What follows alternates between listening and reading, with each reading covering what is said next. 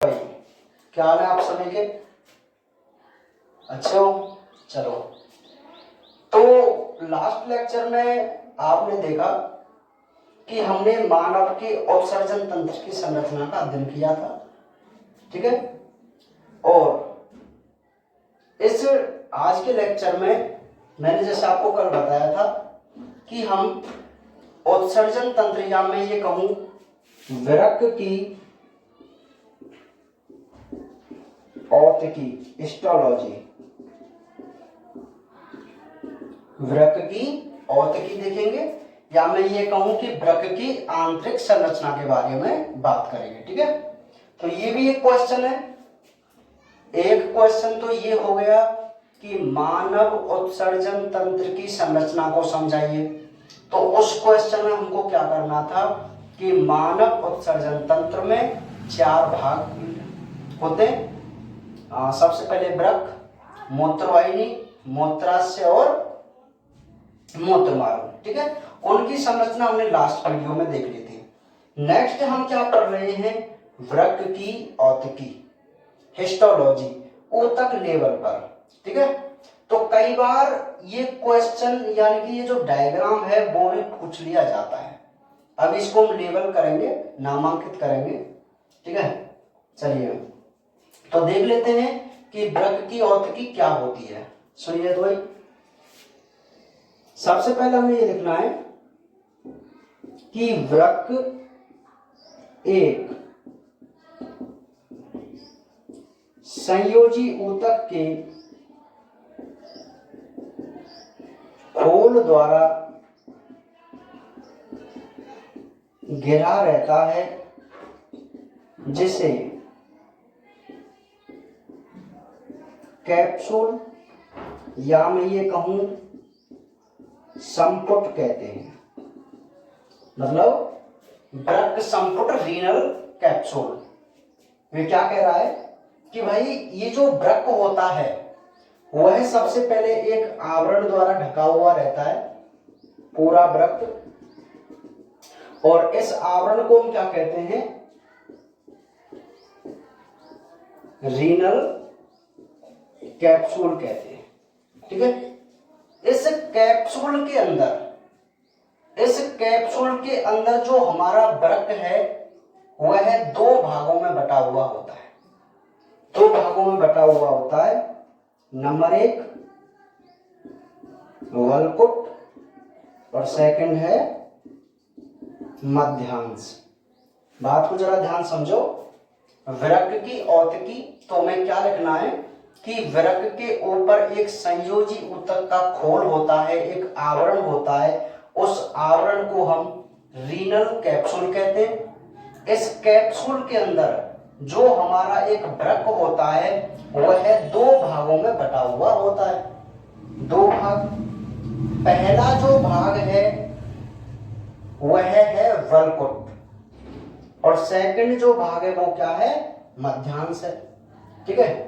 तो अब हमें क्या करना है, इन दोनों भागों की संरचना को समझाना है और यहीं पर हमारा क्वेश्चन हो जाएगा, ठीक है। बात समझ में आ रही है? तो देख लेते हैं इनको।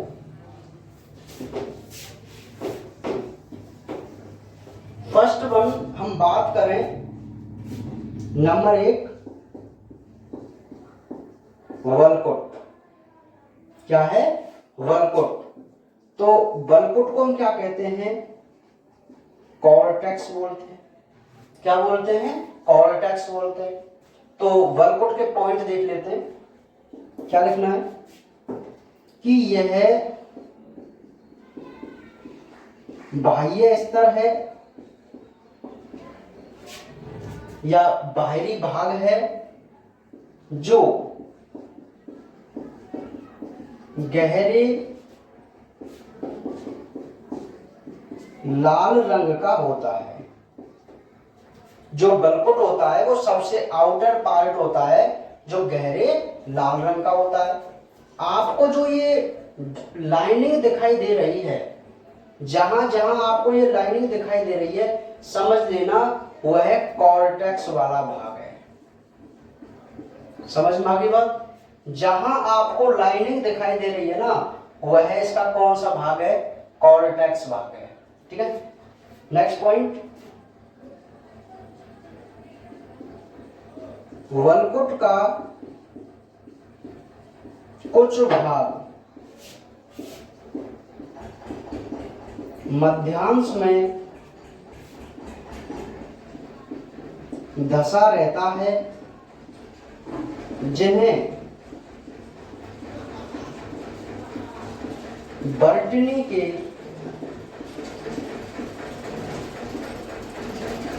स्तंभ कहते हैं। बात को जरा ध्यान से समझो, इस पॉइंट का मतलब, अच्छा ये जो आपको पार्ट दिखाई दे रहा है लाइनिंग वाला, ये पूरा पार्ट क्या है, कॉर्टेक्स है। ठीक है, अच्छा आपको यहां पर ध्यान दीजिए, ये संरचना दिखाई दे रही है क्या, ट्रायंगुलर शेप में, त्रिभुजाकार आकृति में। अच्छा ये त्रिभुजाकार आकृति है, ये त्रिभुजाकार आकृति है, तो इनके बीच में देखो आप ये वाला पार्ट, यहां पर ये बलकुट वाला भाग धसा हुआ है कि नहीं धसा हुआ है, लाइन पढ़ो कि वलकुट का कुछ भाग मध्यांश में धसा रहता है, ये वलकुट वाला पार्ट था, तो इसका कुछ भाग इस मध्यांश में धसा हुआ है इनके अंदर। तो इन्हीं संरचना को हम क्या नाम देते हैं, वर्तनी के स्तंभ। बात समझ में आई कि नहीं आई?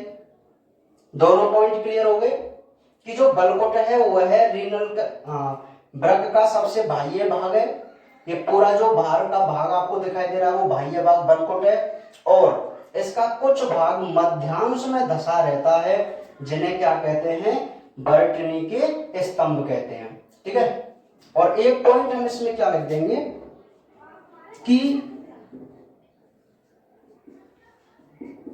नेफ्रॉन के बौमन संपुट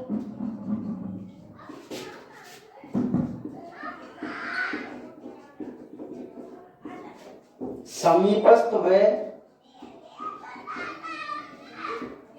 दूरस्थ नल का इसी भाग में होते हैं।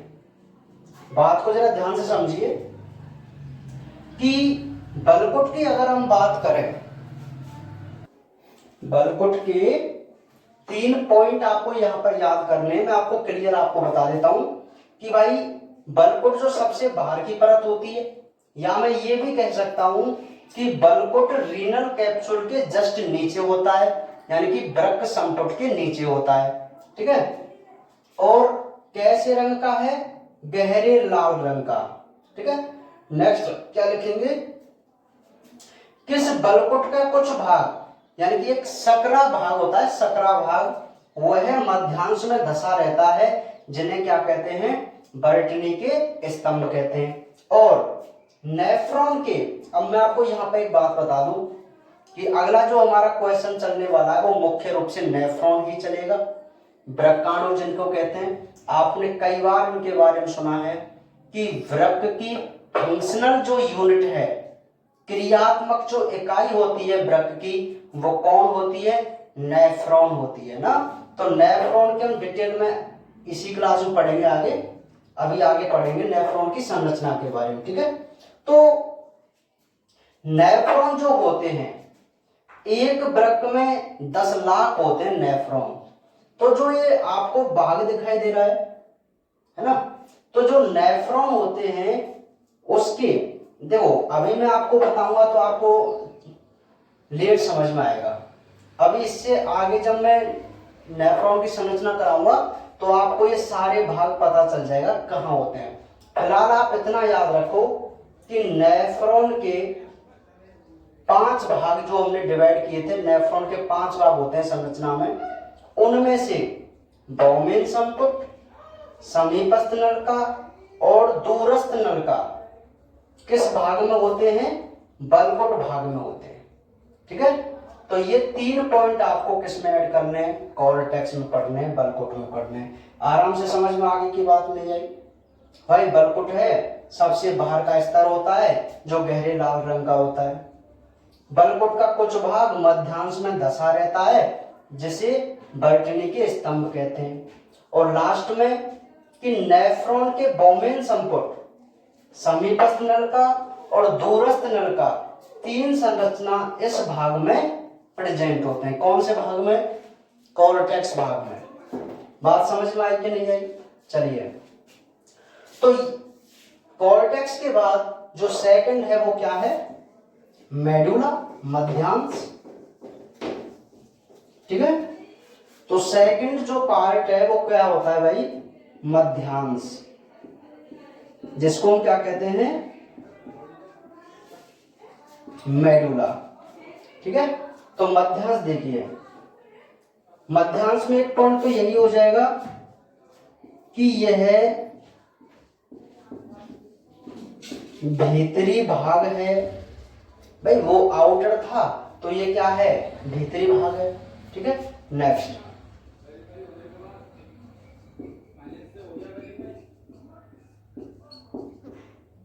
मध्यांश में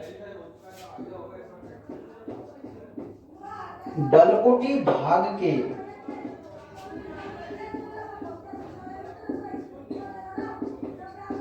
धसे होने के कारण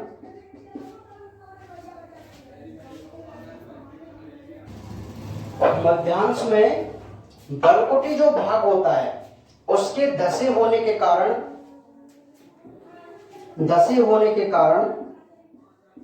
शंक्वाकार संरचना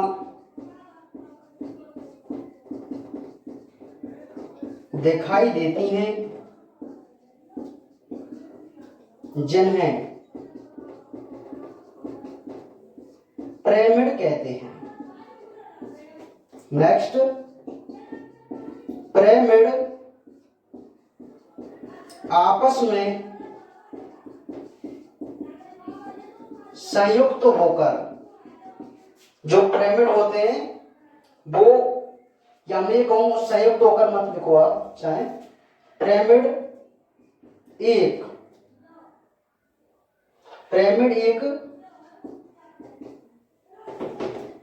संरचना में खुलते हैं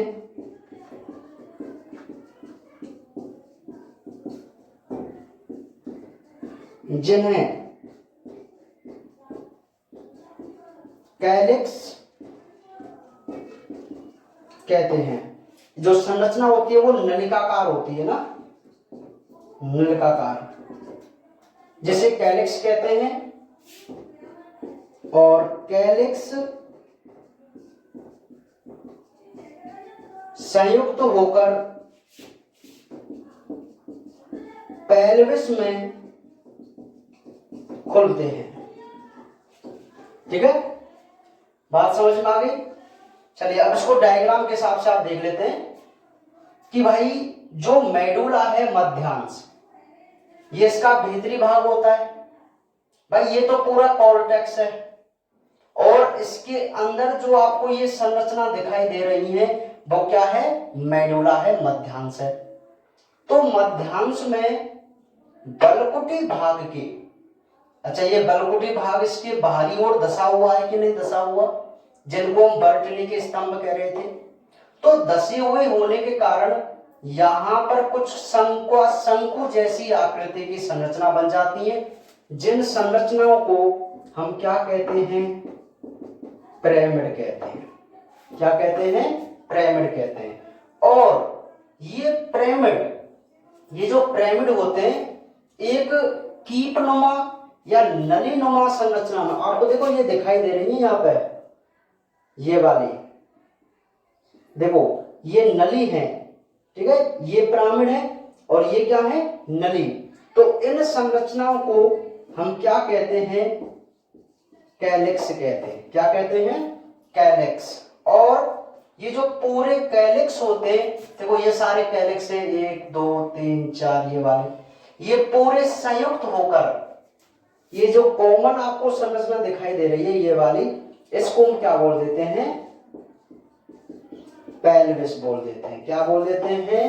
पेल्विस। और आपको याद आ रही है मूत्रवाहिनी की संरचना, कि मूत्रवाहिनी का प्रारंभिक भाग जो कीपनुमा होता है वो क्या कहलाता है? पेल्विस कहलाता है ना।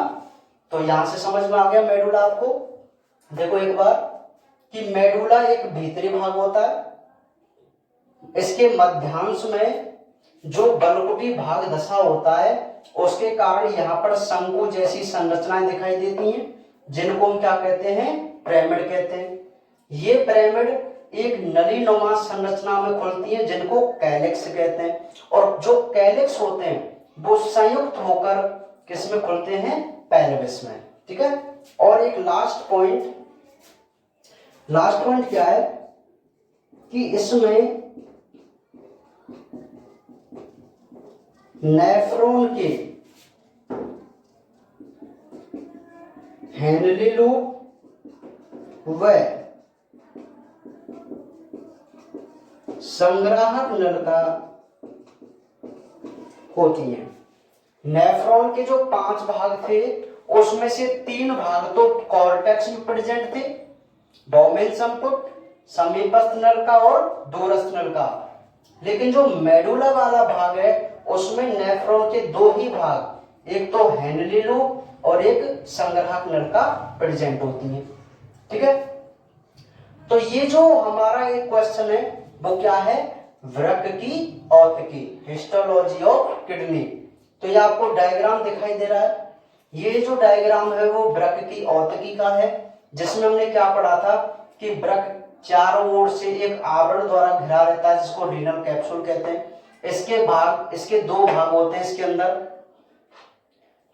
पहला जो भाग है वो बलकुट है, कॉर्टेक्स है। क्या था, बाह्य भाग था, है ना। कैसे रंग का था, गहरे लाल रंग का था। और इसके कुछ भाग धसे हुए रहते हैं, जिनको क्या कहते हैं, बर्टनी के स्तंभ कहते हैं। और इसमें नेफ्रॉन के बौमेन संपुट, समीपस्थ नलिका व दूरस्थ नलिका होती है। बस इतना ही लिखना था बलकुट में। मेडुला में आप क्या लिखेंगे, मध्यांश में आप क्या लिखेंगे कि यह भीतर वाला भाग है, और बलकुट भाग के धसे होने के कारण यहाँ शंक्वाकार संरचना दिखाई देती है, जिनको क्या कहते हैं, पिरामिड कहते हैं। ये पिरामिड एक नलिका संरचना में खुलते हैं, जिनको क्या कहते हैं, कैलिक्स कहते हैं। और ये कैलिक्स एक संरचना में खुलते हैं, जिसको क्या कहते हैं, पेल्विस कहते हैं। और पेल्विस किस में खुलता है, मूत्र वाहिनी में। और यहाँ नेफ्रॉन के 2 भाग, हेनली लूप व संग्राहक नलिका होती है। ठीक है। तो आपको समझ में आ गया वृक्क की औतकी। ठीक है। जैसा कि आपको पता है कि अभी हमने जो क्वेश्चन किया वो क्या था, वृक्क की औतकी, हिस्टोलॉजी। और इस हिस्टोलॉजी में हमने 2 मुख्य पार्टों के बारे में अध्ययन किया था। पहला था क्या, वलकुट, और दूसरा था मध्यांश। ठीक है। तो ये भी आपसे क्वेश्चन पूछा जा सकता है, और कई बार स्पेशली आपसे डायग्राम भी पूछा जा सकता है कि वृक्क की औतकी का चित्र बनाइए, नामांकित चित्र, या आपसे पूछ सकता है वृक्क की अनुप्रस्थ काट का नामांकित चित्र बनाओ। देखो 2 चित्र है, डायग्राम। एक तो है मानव उत्सर्जन तंत्र का नामांकित चित्र, जो हमने पहले बनाया था। और ये जो अभी बनाया है वो क्या है, वृक्क की अनुप्रस्थ काट। ठीक है। जिसमें हमने कॉर्टेक्स और मेडुला को बिल्कुल क्लियरली रूप से देखा था। समझ में आ गई बात यहाँ तक। अब जो हमारा नेक्स्ट क्वेश्चन चलता है, जो कि मुख्य क्वेश्चन है, 2 क्वेश्चन हमारे हो चुके हैं। एक क्वेश्चन था मानव उत्सर्जन तंत्र की संरचना, और सेकंड क्वेश्चन था वृक्क की औतकी। ठीक है। नेक्स्ट जो इंपॉर्टेंट क्वेश्चन है वो है नेफ्रॉन। ठीक है। जिनको हम हिंदी में क्या कहते हैं, वृक्काणु कहते हैं। तो अब जो हम बात करने वाले हैं वो किसके बारे में बात करने वाले हैं, नेफ्रॉन के बारे में बात करने वाले हैं, वृक्काणु के बारे में बात करने वाले हैं, है ना। तो नेफ्रॉन की बात करने से पहले हम इसके डायग्राम को देखते हैं। तो इसका जो डायग्राम होता है वो कुछ इस प्रकार होता है। हाँ, तो आपको जो ये डायग्राम दिखाई दे रहा है वो है नेफ्रॉन का डायग्राम है। ठीक है। तो इस डायग्राम के अकॉर्डिंग हम इस नेफ्रॉन की संरचना को समझेंगे। ठीक है। बहुत इंपॉर्टेंट क्वेश्चन है, कई बार पूछ लिया जाता है कि नेफ्रॉन की संरचना को समझाइए। तो आप बिल्कुल क्लियरली इस पर ध्यान देना, सुनते जाना। देखिए नेफ्रॉन, नेफ्रॉन में आपको लिखना है कि प्रत्येक वृक्क में 10 से 12 लाख नेफ्रॉन होते हैं जो वृक्क की क्रियात्मक इकाई है। बात को जरा ध्यान समझो। नेफ्रॉन की संरचना में जब भी हम बात करेंगे तो सर्वप्रथम यही लिखेंगे कि प्रत्येक वृक्क में नेफ्रॉन की जो संख्या होती है वह 10 से 12 लाख होती है, और हम नेफ्रॉन को वृक्क की क्या कहते हैं, फंक्शनल यूनिट कहते हैं। ठीक है, बात समझ में आ गई। फिर हम लिखेंगे इसमें निम्न अंग भाग लेते हैं, या मैं ये कह सकता हूं कि नेफ्रॉन के निम्न भाग होते हैं। ठीक है, कुछ भी आप कह सकते हैं। पहले हमें उनके नाम लिखने पड़ेंगे। नंबर 1 मैल्पीगी का है, सेकंड ग्रीवा, थर्ड समीपस्थ कुंडलित नलका, और हैंडले लो 5 दूरस्थ कुंडलित नलका, और 6 है संग्राहक नलका। ठीक है, तो सबसे पहले आपको यही बात समझनी होगी कि जब भी हम नेफ्रॉन की संरचना के बारे में बात करेंगे तो एक नेफ्रॉन के निम्न भाग होते हैं। वो कौन कौन से भाग होते हैं भाई? देखो, सबसे पहला ये जो आपको दिखाई दे रहा है ये वाला, ये पूरा क्या है, मैल्पीगी कोश है, या मैं ये कह सकता हूं कि केशिका गुच्छ और बोमिन संपुट जो पार्ट है वो दोनों मिलकर क्या बनाते हैं, मैल्पीगी कोश बनाते हैं। First part. सेकंड पार्ट ये ग्रीवा हो गया। थर्ड भाग ये समीपस्थ नलका, कुंडलित है ना, ये देखो कुंडलित है, तो इसको हम क्या बोलते हैं, समीपस्थ कुंडलित नलका। और ये जो पार्ट आपको दिखाई दे रहा है वो क्या है, एनले का लूप। और 5 है दूरस्थ कुंडलित नलका। देखो यहां भी ये कुंडलित संरचना है, तो इसको हम क्या बोलते हैं, दूरस्थ कुंडलित नलका। और जो लास्ट आपको दिखाई दे रही है उसको हम क्या बोलते हैं, संग्राहक नलका बोलते हैं। तो डायग्राम के अकॉर्डिंग आप नेफ्रॉन के भागों के बारे में समझ गए कि एक नेफ्रॉन के निम्न भाग होते हैं। ठीक है, या मैं यहां डायरेक्टली लिख देता हूं, अंग और उनको छोड़िए, इसमें निम्न भाग होते हैं। ठीक है, तो ये जो 6 आपको नाम दिखाई दे रहे हैं ये मिलाकर एक नेफ्रॉन का, मिलकर नेफ्रॉन का निर्माण करते हैं। तो आराम से समझ में आ गई कि नहीं ये बात?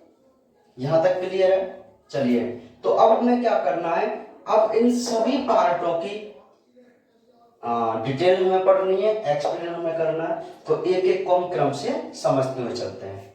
ठीक है, क्योंकि मैं आपको बता दिया है कि इस यूनिट से लॉन्ग टाइप क्वेश्चन जरूर आएगा, और चैप्टर भी मैंने आपको मोस्ट बता दिए, डाइजेस्टिव सिस्टम और ये वाला एक्सक्रीटरी सिस्टम है ना, उत्सर्जन तंत्र। तो नेफ्रॉन की संरचना वाला बहुत मोस्ट क्वेश्चन है, और शायद लास्ट ईयर भी क्वेश्चन आया था मैल्पीगी कोश वाला, ये पूछा था पिछले बोर्ड एग्जाम में, इससे पिछले। ठीक है, तो सुनिए अब। हाँ, परानिषेधन का पूछा था, संरचना नहीं पूछी थी ना, लेकिन क्वेश्चन यहीं से आता है। अगर इस चैप्टर से लॉन्ग टाइप क्वेश्चन बनता है तो वो नेफ्रॉन से ही बनेगा। या तो इसकी संरचना पूछेगा आपसे या इसकी क्रियाविधि पूछेगा, मोस्ट ज्यादा चांस इसके होते हैं। ठीक है, तो देखिए ये पार्ट समझ में आ गया आपको। एक नेफ्रॉन के 6 भाग होते हैं, आप बिल्कुल डायग्राम के हिसाब से इनको देख सकते हैं। ठीक है, अब हम इनकी क्रम से डिटेल करते हैं।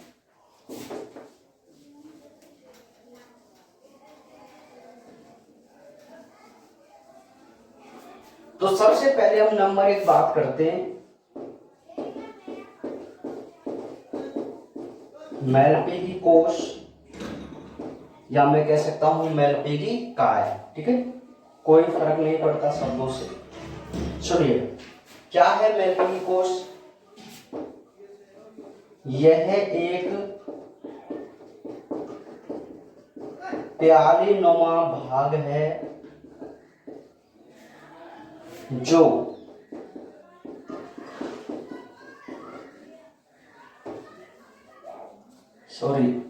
यहां हम डायरेक्ट लिख सकते हैं कि यह जो मैलपीगी कोश है यह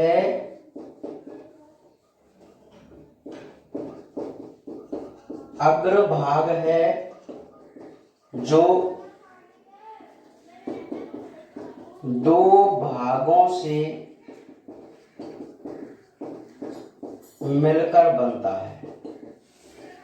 ठीक है, जो मैलपीगी कोश है वह नेफ्रॉन का प्रथम भाग होता है जो 2 भागों से मिलकर बना होता है। तो नंबर ए हम हेडिंग लगाएंगे क्या? बौमन संपुट, क्योंकि मैं आपको डायग्राम में भी बता चुका हूं कि केशिका गुच्छ और बौमन संपुट दोनों मिलकर किसका निर्माण करते हैं? मैलपीगी कोश का निर्माण करते हैं। तो बौमन संपुट में हम क्या लिखेंगे, अब आप इसको ध्यानपूर्वक समझना। यह एक प्याली नुमा संरचना है जिसमें केशिका गुच्छ दशा रहता है। नेक्स्ट पॉइंट, इसकी भित्ति महीन व द्विस्तरीय होती है जिसका आंतरिक स्तर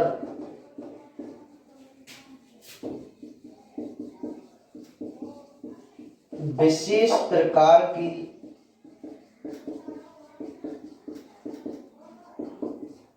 कोशिकाओं से बना होता है जिन्हें पोडोसाइट कहते हैं। नेक्स्ट पॉइंट, पोडोसाइट के प्रवर्ध व केशिका की भित्ति मिलकर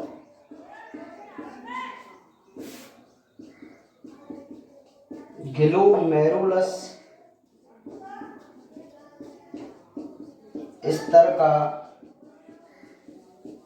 निर्माण करती है जिसमें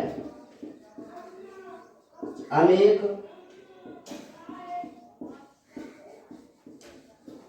सूक्ष्म छिद्र होते हैं। तो बात को जरा आप ध्यान समझो, हमारी जो बात चल रही है वो किसके बारे में बात चल रही है भाई? नेफ्रॉन की संरचना के बारे में बात चल रही है। और नेफ्रॉन की संरचना की जब हम बात कर रहे हैं तो हम कह रहे हैं कि भाई नेफ्रॉन के निम्न भाग होते हैं जिनमें सबसे पहला मैलपीगी कोश होता है। मैलपीगी कोश में हमें क्या लिखना है कि यह अग्रभाग होता है जो 2 भागों से मिलकर बना होता है। तो पहला जो भाग है वो क्या है? बौमन संपुट है। ठीक है, तो बौमन संपुट को हम डायग्राम के हिसाब से लिख सकते हैं। देखिए कि यह एक प्यालीनुमा आकृति है, बताओ है कि नहीं? और इस प्यारे नुमा आकृति में कौन धसा हुआ है? केशिका गुच्छ धसा हुआ है। ठीक है, तो ये पहला पॉइंट क्लियर हो गया। अब नेक्स्ट बात कि इसकी जो भित्ति होती है वह डबल लेयर होती है। इसकी जो भित्ति है वह डबल लेयर होती है, और जो एक तो आउटर और एक इनर। तो जो इनर लेयर होती है उसमें विशेष प्रकार की कोशिकाएं होती हैं, जिन कोशिकाओं को क्या कहते हैं हम? पोडोसाइट कहते हैं। और ये जो पोडोसाइट हैं उनके प्रवर्ध और केशिका की भित्ति मैं आपको बता दूं, केशिका मतलब यही है, मतलब छोटी छोटी रुधिर वाहिका। तो बौमन संपुट की पोडोसाइट के प्रवर्ध और केशिका की भित्ति, आंतरिक भित्ति मिलकर एक परत बनाती है, जिस परत को क्या बोलते हैं? ग्लोमेरुलस परत बोलते हैं। और ये परत कैसी होती है? इसमें छिद्र होते हैं। तो ये छिद्र हमारे बहुत काम आने वाले हैं। ठीक है, बात समझ में आई? तो ये हमारा क्या था? बौमन संपुट था। बहुत सिंपल सी बात है कि ये प्याली नुमा संरचना होती है जिसमें केशिका गुच्छ धसा रहता है। इसकी भित्ति महीन व द्विस्तरीय होती है, और इसका आंतरिक जो स्तर है वो विशेष प्रकार की कोशिकाओं से बना होता है, जिन्हें पोडोसाइट कहते हैं। और पोडोसाइट के प्रवर्ध और केशिका की भित्ति मिलकर एक ग्लोमेरुलस स्तर का क्या करती हैं? निर्माण करती हैं, जिसमें अनेक क्या होते हैं? सूक्ष्म छिद्र होते हैं। तो ये थ्योरी आपको समझ में आ गई। अच्छा, आपको ये दो पॉइंट तो बहुत क्लियर समझ में आ गए होंगे कि प्यालिनुमा संरचना जिसमें केशिका गुच्छ धसा रहता है और इसकी भित्ति डबल लेयर होती है, और आंतरिक भित्ति को पोडोसाइट कहते हैं, पोडोसाइट कोशिकाएं होती है ना। अच्छा, इस पॉइंट को मैं जरा आपको डायग्राम के हिसाब से क्लियर करूं, थर्ड पॉइंट को, तो देखिए, यानी कि बौमन संपुट जो होता है उसकी जो सेल्स हैं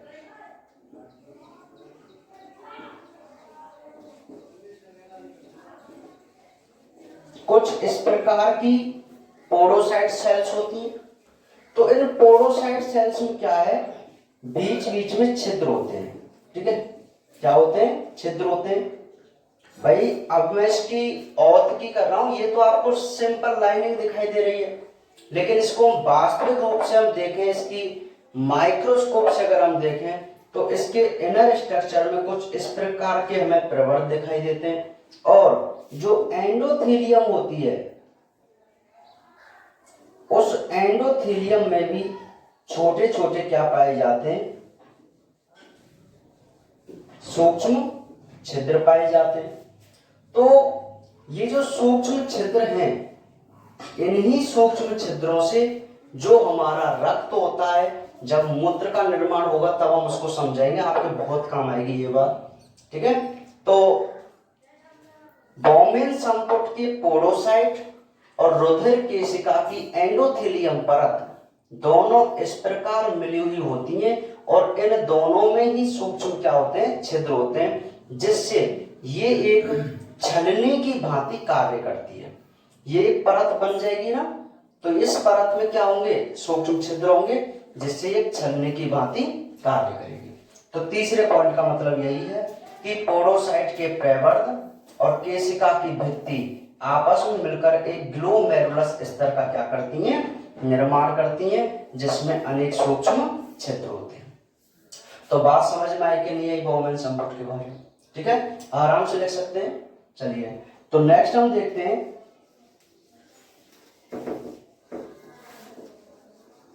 सेकंड है बी पार्ट,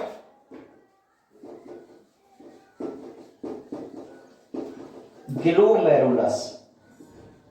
अच्छा, ग्लोमेरुलस को हम हिंदी में ही केशिका गुच्छ कहते हैं।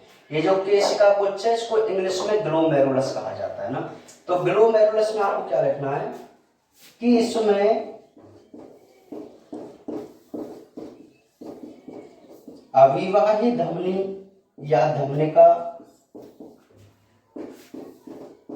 रक्त लाती है, और अपवाही धमनिका रक्त ले जाती है। नेक्स्ट पॉइंट,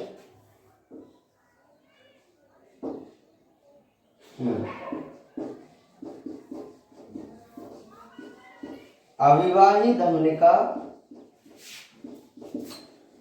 50 छोटी छोटी शाखाओं में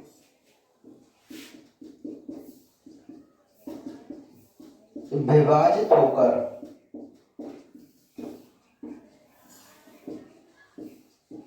अपवाही धमनिका का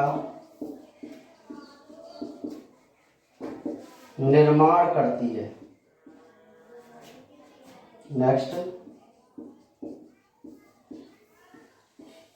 अविवाही धमनिका का व्यास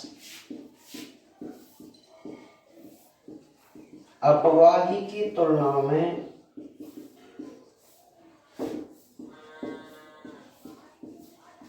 अधिक होता है। ठीक है, और एक जो पॉइंट है उसको हम नोट में लिख सकते हैं, वही पॉइंट है ये वाला, तो इसको हम थोड़ा अलग प्रकार से लिख सकते हैं कि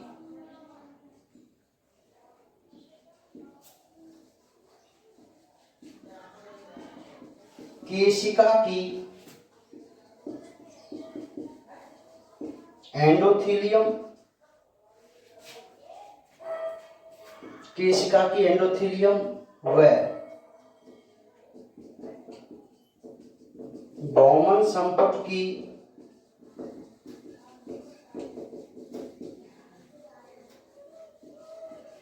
एपिथेलियम मिलकर निस्यंद परत बनाती हैं, जिसमें 500 से 1000 एंगस्ट्रम के छिद्र होते हैं। ठीक है, तो एक बार इस बात को समझिए आप, ग्लोमेरुलस को। ग्लोमेरुलस क्या है, डायग्राम के अकॉर्डिंग आप समझना। ये जो आपको दो धमनिका दिखाई दे रही हैं, ये तो है अविवाही और ये क्या है, अपवाही।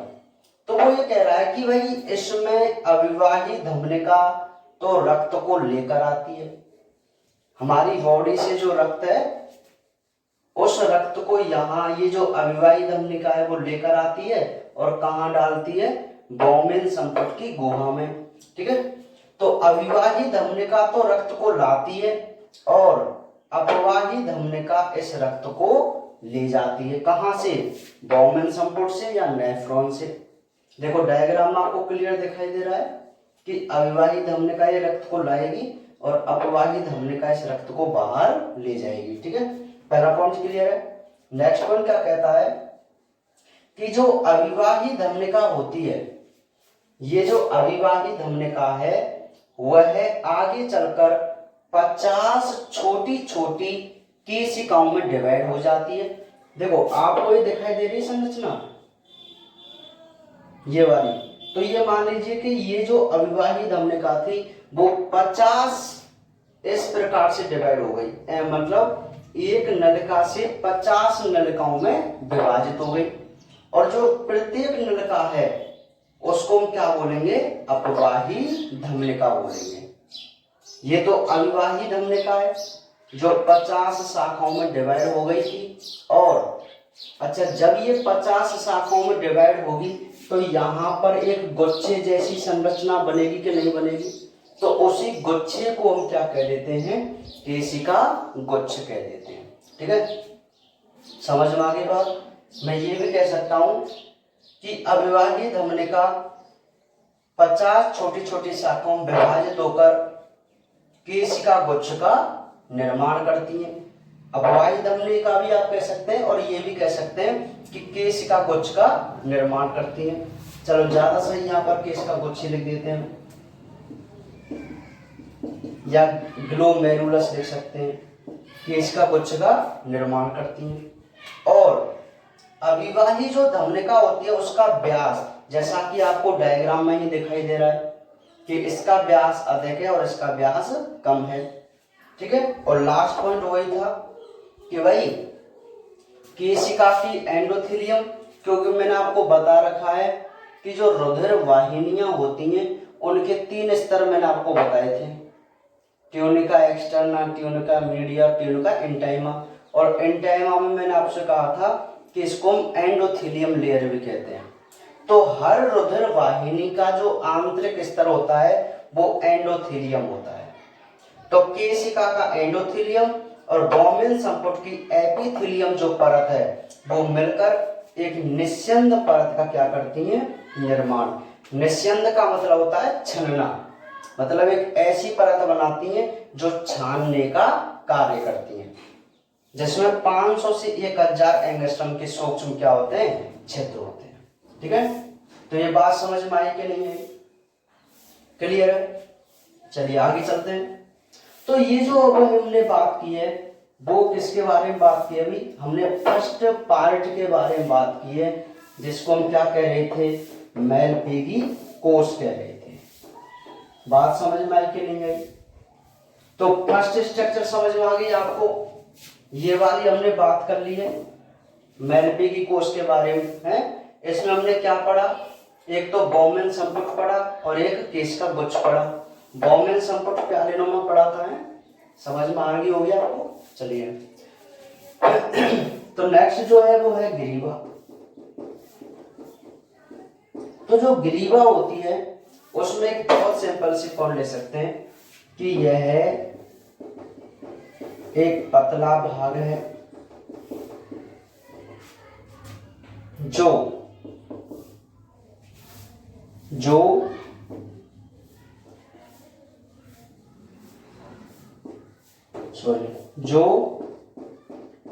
मेलपीगी कोष व नलिका भाग को आपस में जोड़ता है। देखो ये ग्रीवा मतलब बीच का भाग है, तो इसका काम क्या है भाई, ये जो पूरा पार्ट है नीचे वाला इसको नलिका भाग कहते हैं, नलिका नुमा, क्योंकि ये ट्यूब लाइक स्ट्रक्चर है पूरी, और ये मेलपीगी कोष है। तो ग्रीवा का कार्य क्या हो जाएगा भाई कि ये मेलपीगी कोष और नलिकीय भाग को आपस में जोड़ने का कार्य करता है। बस आपको इतना लिखना है, इसमें कोई ज्यादा खास बात नहीं लिखनी है। ठीक है, नेक्स्ट हम करते हैं इंपॉर्टेंट, जिसको बोलते हैं समीपस्थ नलिका। थर्ड, समीपस्थ कुंडलित नलिका, इसको इंग्लिश में बोला जाता है PCT, proximal convoluted tubule. Proximal का मतलब होता है समीपस्थ, कॉन्वोल्यूटेड का मतलब कुंडलित और ट्यूब्यूल्स का मतलब नलिका। तो पीसीटी से भी हम इसको शो कर सकते हैं। ठीक है, तो पीसीटी में इसमें क्या लिखना है,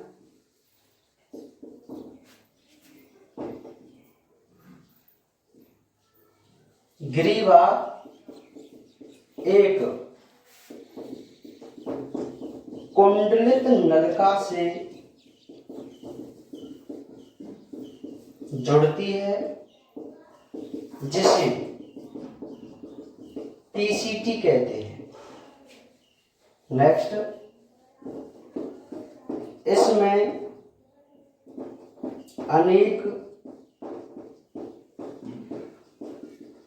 सूक्ष्मांकुर होते हैं जो ब्रश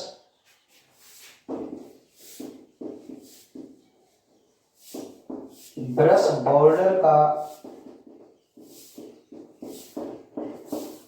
निर्माण करते हैं, जो ब्रश बॉर्डर का निर्माण करते हैं जिससे अवशोषण का तल या मैं कहूं क्षेत्रफल बढ़ जाता है, बढ़ जाता है। ठीक है, नेक्स्ट पॉइंट यह है घनाकार उपकला से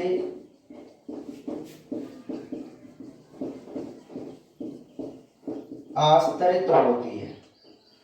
तो देखो पीसीटी में आपको यही 2-3 पॉइंट लिखने होते हैं। ये जो समीपस्थ नलिकाएं जो आपको दिखाई दे रही है, इसमें हमें क्या लिखना है कि गिरीवा एक कुंडलित नलिका से जुड़ती है जिसे हम पीसीटी कहते हैं। गिरीवा एक कुंडलित नलिका से जुड़ रही है जिसको हम क्या कह रहे हैं, पीसीटी कह रहे हैं। और इस पीसीटी में अनेक क्या होते हैं, सूक्ष्मांकुर, यही इसकी मुख्य बात है। इस प्रकार की इसमें संरचना होती है सूक्ष्मांकुर। वही सूक्ष्मांकुर है जो हमने आपको डाइजेस्टिव सिस्टम में स्मॉल इंटेस्टाइन में बताए थे, छोटी आंत में। तो उसी प्रकार की संरचना हमारी पीसीटी में भी पाई जाती है। अच्छा, ये जो सूक्ष्मांकुर हैं, ये जो सूक्ष्मांकुर हैं वो क्या काम करवाते हैं, अवशोषण का। करवाते नहीं करवाते अवशोषण, आप सभी को पता है। तो इसमें जो सूक्ष्मांकुर होते हैं वो एक ब्रुश बॉर्डर बनाते हैं, ब्रुश जैसी संरचना बनाते हैं, जिस कारण इसकी अवशोषण करने की जो क्षमता होती है वो बढ़ जाती है। किस वजह से, सूक्ष्मांकुरों की वजह से। और इसमें जो ऊतक होता है, पीसीटी में जो ऊतक होता है वो कौन सा होता है, घनाकार उपकला होता है। ठीक है, तो आपको पीसीटी में इतना ही लिखना है। बहुत सिंपल से पॉइंट है ये, तो है कि नहीं। मुख्य पॉइंट क्या है, क्या इसमें सूक्ष्मांकुर होते हैं जो ब्रुश बॉर्डर बनाते हैं जिससे अवशोषण का क्षेत्रफल बढ़ जाता है, और इसमें घनाकार उपकला से ये आश्रित होती है। तो ये 2 इसके मुख्य पॉइंट है पीसीटी के। नेक्स्ट हम बात करते हैं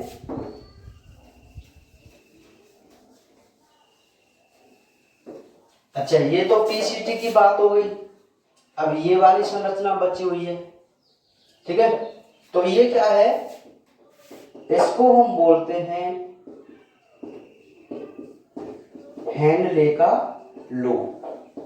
क्या बोलते हैं, हेनले का लोब। आपको यहां से यहां तक जो संरचना दिखाई दे रही है ना, ये पूरा क्या है, हेनले का लोब है। ठीक है, तो इसमें हम क्या लिखेंगे, देखो एक तो ये कह सकते हैं कि यह पीसीटी के पीछे का तथा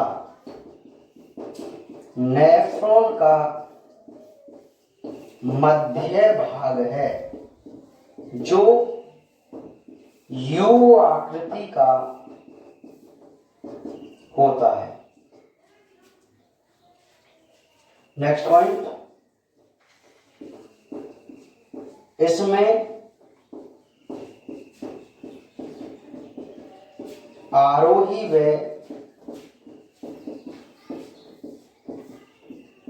अवरोही भुजा होती है। नेक्स्ट पॉइंट, पीसीटी आरोही भुजा में पीसीटी अवरोही भुजा में खुलती है तथा आरोही डीसीटी से जुड़ती है। तो हेनले के रूप में आप यही पॉइंट लिखेंगे और इन पॉइंटों को आप बिल्कुल डायग्राम के अकॉर्डिंग समझना। देखो ये क्या कह रहा है कि हेनले का जो लूप है वह पीसीटी के पीछे का भाग है। देखो ये पीसीटी थी, तो इसके जस्ट पीछे का जो भाग है वो क्या है भैया, हेनले का लूप है। और एक बात मुझे बताओ कि यहां से यहां तक और यहां से यहां तक इन दोनों के बीच का भाग है कि नहीं, हेनले का लूप है ना। तो आप ये भी तो कह सकते हैं कि यह नेफ्रॉन का मध्य भाग है। भाई एक तो पीसीटी के पीछे का है और नेफ्रॉन का मध्य भाग है, जो कैसी आकृति का आपको दिखाई दे रहा है, यू आकृति का। बताओ इस पॉइंट को समझने में क्या दिक्कत है। ठीक है, नेक्स्ट पॉइंट, इसमें 2 भुजा होती हैं, आपको क्लियर दिखाई दे रहा है। ये नीचे की तरफ है तो अवरोही भुजा, और ये ऊपर की तरफ बढ़ती हुई है तो कौन सी भुजा हो जाएगी, आरोही भुजा हो जाएगी। तो 2 भुजा है कि नहीं इसमें, अवरोही और आरोही। फिर आप इसके संबंध को देखिए कि पीसीटी जो है वो तो अवरोही भुजा में खुल रही है। ये पीसीटी थी जो कौन सी भुजा में खुल रही है, अवरोही में। और जो आरोही भुजा है वो किससे जुड़ रही है, दूरस्थ नलिका से, जिसको इंग्लिश में क्या बोलते हैं, डीसीटी बोलते हैं। तो पीसीटी अवरोही भुजा में खुलती है, जबकि आरोही भुजा किससे जुड़ रही है, दूरस्थ नलिका से जुड़ रही है। बात समझ में आई कि नहीं आई, क्लियर है? बिल्कुल डायग्राम के अकॉर्डिंग हम समझ रहे हैं हर पॉइंट को, ठीक है। हाँ, तो मैं समझता हूँ इसमें आपको कोई दिक्कत नहीं आ रही होगी। डायग्राम देखो, उसकी संरचना को देखो, ठीक है, हर पॉइंट आपको मिलेंगे उसमें, है ना भाई। तो ये हेनले के लूप के बारे में आप आराम से बता सकते, नहीं बता सकते। चलिए नेक्स्ट अब क्या आएगा भाई, आपको पता ही है डीसीटी आएगी। तो डीसीटी में आपको एक पॉइंट तो वही यही से मिल जाएगा। मैं यहाँ डीसीटी लिख देता हूँ, आप समझ गए होंगे। डी का मतलब डिस्टल कॉन्वोल्यूटेड ट्यूब्यूल, दूरस्थ कुंडलित नलिका, ठीक है। देखो डीसीटी क्या है, एक पॉइंट तो यहीं से बना देंगे हम कि आरोही भुजा डीसीटी में या डीसीटी से जुड़ती है, वही पॉइंट ले लेंगे। फिर हम इसमें लिखेंगे डीसीटी में सूक्ष्मांकुर नहीं होते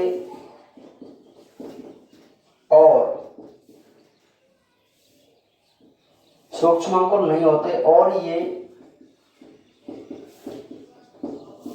घनाकार उपकला द्वारा आस्तरित रहती है। बस यही पॉइंट आपको लिखना है डीसीटी में। बहुत सिंपल है कि जो आरोही भुजा होती है वो डीसीटी से जुड़ती है, और इस डीसीटी में पीसीटी की तरह सूक्ष्मांकुर नहीं होते, लेकिन इनका जो कवरिंग होता है, जो ऊतक होता है, वो पीसीटी की तरह ही घनाकार उपकला से आस्तरित होता है। देखो पीसीटी में भी घनाकार उपकला था और डीसीटी में भी घनाकार उपकला है। यहाँ सूक्ष्मांकुर होते हैं लेकिन यहाँ सूक्ष्मांकुर नहीं होते। यहाँ ग्रीवा खुलती है और यहाँ आरोही भुजा खुलती है। तो बात समझ में आई कि नहीं आई इनके बारे में, डीसीटी पीसीटी, ठीक है। अच्छा, अब हम लास्ट बात करेंगे, वो क्या आपको दिखाई दे रही है, संग्राहक नलिका। तो लास्ट जो है 6 पॉइंट, उसको हम बोलते हैं संग्राहक नलिका, या मैं कह सकता हूं कलेक्टिंग ट्यूब, कलेक्टिंग डक्ट कह सकते हैं, कलेक्टिंग ट्यूब कह सकते हैं। तो संग्राहक नलिका, संग्राहक नलिका में हमें क्या रखना है, डीसीटी संग्राहक नलिका में खुलती है। नेक्स्ट, ये संग्राहक नलिका आपस में जुड़कर एक मुख्य नलिका में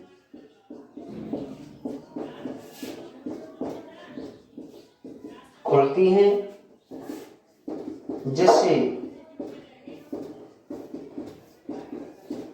रीलिनाई की वाहिनी कहते हैं।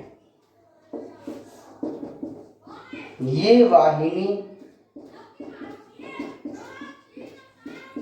पेल्विस में खुलती है। इसमें सल की उपकला ऊतक होता है। तो मैं आपको बात बताऊं कलेक्टिंग डक्ट की, तो होता क्या है कि जो डीसीटी है वो किस में खुल रही है, एक संग्राहक नलिका में।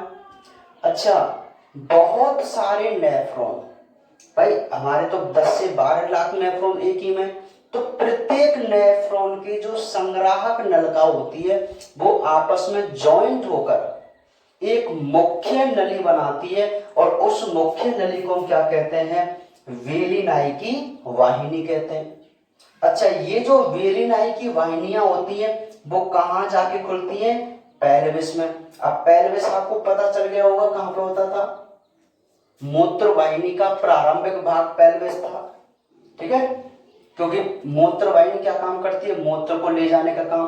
तो ये अच्छा, मूत्र का निर्माण कहाँ होता है? नेफ्रॉन के अंदर। तो नेफ्रॉन उस मूत्र को संग्राहक नलिका के माध्यम से वेलिनाई की वाहिनी में डालता है, और वेलिनाई की वाहिनी उस मूत्र को पेल्विस में डालती है, और पेल्विस से कौन जुड़ी हुई होती है? मूत्र वाहिनी। तो इस प्रकार सिस्टम चलता है, ठीक है। बात समझ में आई कि नहीं आई? समझ गए क्या? चलिए, तो इसमें सल्की उपकला ऊतक होता है। तो ये जो अभी हमने बात की है वह हमारे नेफ्रॉन की क्या है? संरचना है। तो बहुत ही मुख्य ये क्वेश्चन है, 4 नंबर का क्वेश्चन है, लॉन्ग टाइप क्वेश्चन आ जाता है। नेफ्रॉन की संरचना को समझाइए, या आपसे टुकड़ों में भी पूछे तो आपसे मुख्य रूप से पूछेगा मेलपीगी कोश की संरचना। तो मेलपीगी कोश की संरचना पे तो आपको विशेष ही ध्यान देना है, जिसमें हमने बौमन संपुट और केस्का गुच्छ के बारे में बात की थी, ठीक है।